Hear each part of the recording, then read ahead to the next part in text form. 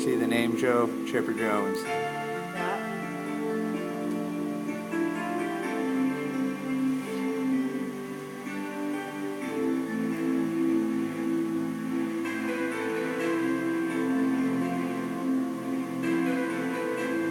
Got way better picture on there than on there.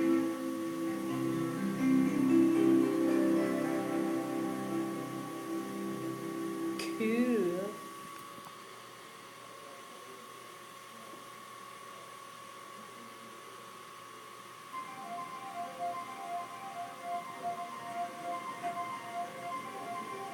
Hey, Dad, who's this? Son, you ever heard of Georgia Peach?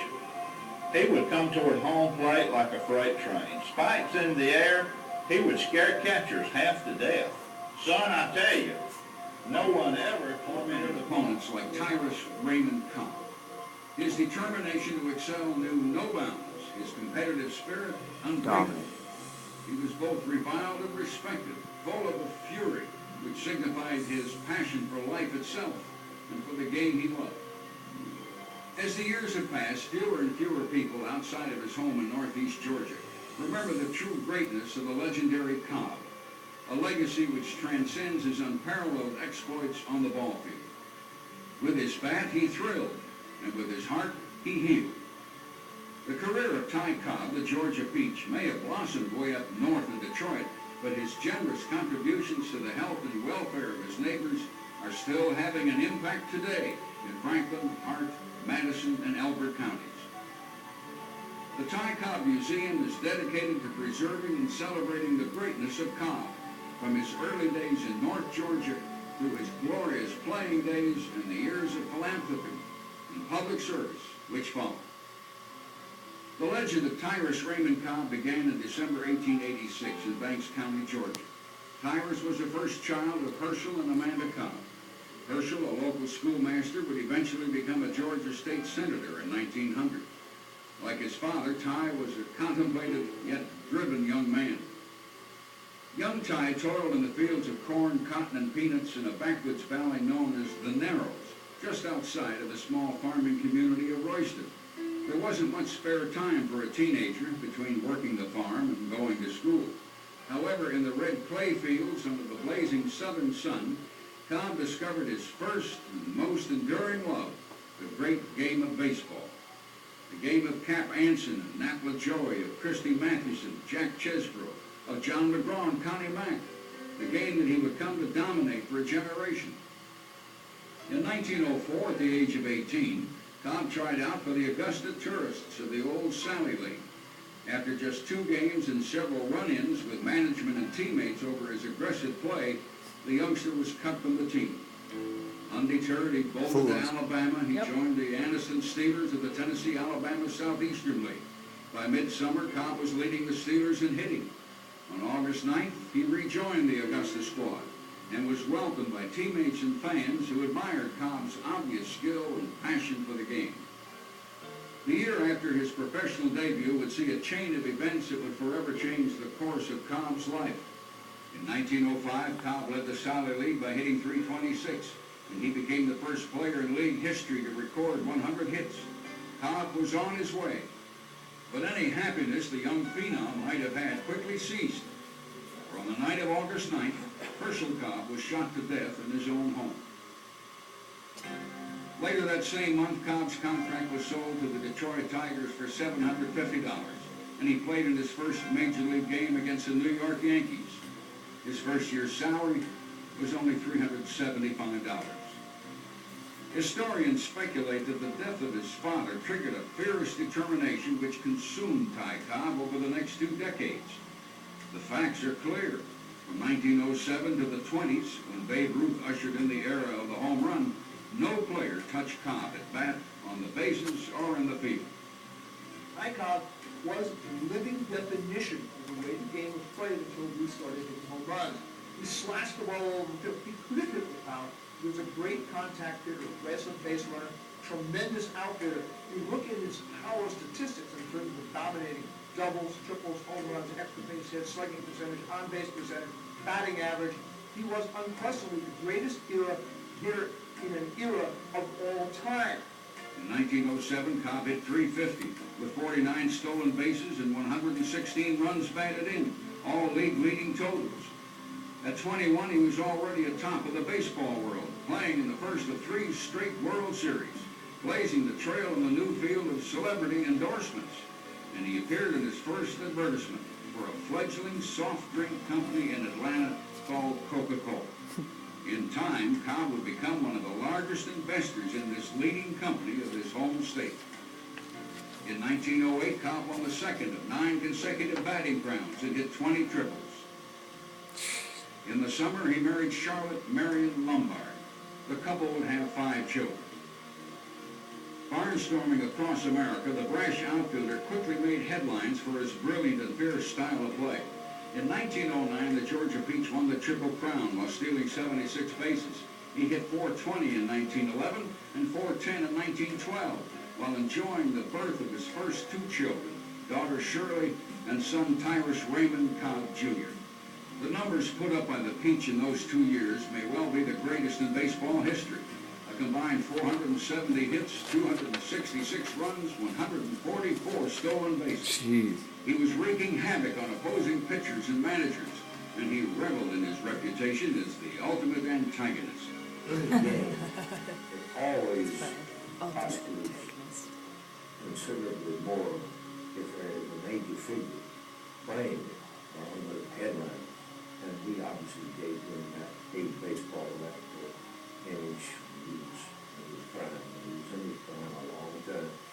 Ty Cobb continued to blast through the American League and America itself with a stubborn tenacity matched by an incredible consistency. He won an amazing 12 batting titles in 13 years. He hit .401 at age 36. He finished his career 22 glorious seasons with the Tigers and a curtain call with the Philadelphia Athletics with 4,191 hits and an astounding lifetime batting average of .367. Holy shit. Exactly. No 2 Lifetime. hits taken away, No. Joe. Lifetime. Exactly. Oh, yeah. They try to say 366 now instead of 367. No, it's They try to take away from him, and even trying to take away from him, he's still the greatest. Demonstrate hitting the ball. Because they, and like down you said, the left media didn't like field him. He wasn't Ruth. foul line. 5, 6, then he would put him down the right field foul line. Then he would hit one if He was could better go than over Ruth. the second baseman said. And as far as bunting is concerned, Anyone can hit a home run.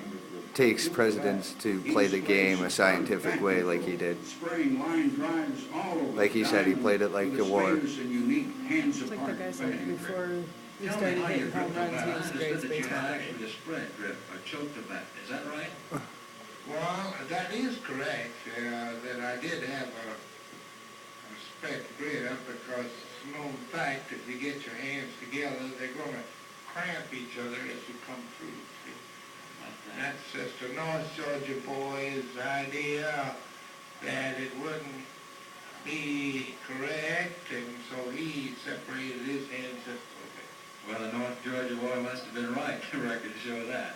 In 1936, Tyrus Yeah, Raymond Rick Cobb and became Matt. the first player inducted into baseball's Hall of Fame, See, he was the receiving greatest. more votes than Babe Ruth, Walter Johnson, Christy Mathewson, and Honus Wagner. Thanks to his investments Grover in Cleveland Coca-Cola Alexander and was others, crying, he Joe. already an extremely wealthy man.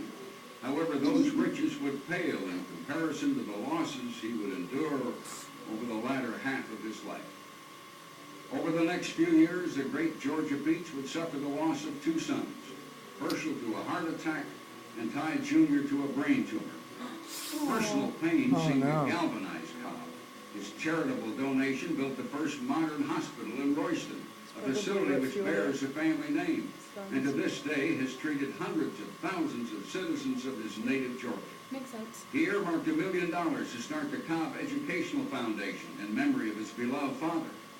For more than 50 years, this scholarship program has enabled disadvantaged youths across the state of Georgia to obtain a university education. That's so I cool. think he was proud of the fact that he gave money for a hospital here in this rural area. And also he's very proud of the fact that the scholarship fund, that students could go to school, go to college, that didn't have the funds. As he grew older, Right on. Ty Cobb became reclusive I don't know why and they don't ever embittered, talk about but that. in many respects he also became a better man. Publicly, he denounced the direction big league baseball was taking, from a game to a business. Privately, he spent countless hours and uncounted thousands of dollars in helping dozens of former players who were down on their luck. Hall of Fame catcher Mickey Cochran, for whom slugger Mickey Mantle was named, was just one beneficiary of Cobb's generosity. He helped people that made bad decisions. There's several Detroit players that can die straight financially, that Mr. Cobb helped. Not with one little token gift, but on a monthly basis to help tide them over until they could get back on their feet. Tyrus Raymond Cobb passed away in the summer of 1961 with his first wife and 3 surviving children by his bedside. A funeral procession traversed 30 miles of Georgia countryside from the funeral home in Cornelia, where he spent his latter years, to the cemetery in his hometown of Royston. The sorrowful journey provided a sense of closure for a small circle of friends and family who knew well the compassionate side of this complicated man. The Ty Cobb Museum, a part of the Ty Cobb healthcare system, stands as a memorial to the accomplishments of the Georgia Peach in baseball and in life. Here, his passion for excellence and his commitment to the health, education, and welfare of his neighbors are memorialized and preserved for future generations. Today's heroes owe a debt of gratitude to pioneers like Cobb, who toiled in relative obscurity in a time before radio, television, and I'm so happy it's sitting in a truck. I think probably, Dominant. thinking back of all the stories and legend of Ty Cobb, the first thing you think of is true grit, hard nose, goes out there every day, plays to win every day, comes out and was a great hitter, ran the bases probably better than anybody in the history of the game, and when you talk about guys that are going to give you everything they got, and maybe a little more on a daily basis, that's the first guy that really epitomizes what true grit is. A lifetime may have passed since his retirement, yet Ty Cobb's achievements resonate loudly through our national pastime. He played the game for 24 years, yet played every game as if there was no tomorrow. Welcome to the Ty Cobb Museum, a memorial to baseball's first Hall of Fame player. The greatest And a of all man who time. did so much to enrich the lives of his descendants and fellow citizens of Royston and throughout his native state of Georgia. All in all, that I'm real proud that I knew such a fine man. I thought he was very intelligent, very caring, and enjoyed this conversation. Anytime you bring up the names of immortals, Ty Cobb always fits in.